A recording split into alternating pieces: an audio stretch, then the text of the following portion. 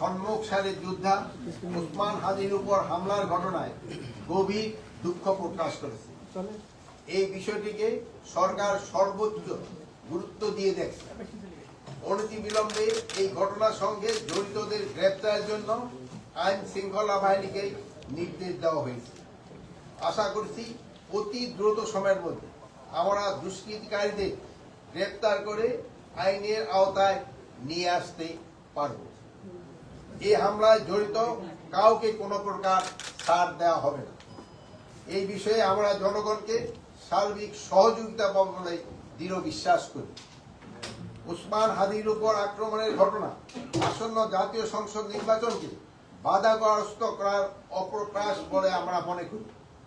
জাতীয় সংসদ নির্বাচনকে বাধাগ্রস্ত বা বানচাল করার যে কোনো ধরনের অপচেষ্টা অন্তর্বর্তী সরকার কঠোর হস্তে দমন করবে।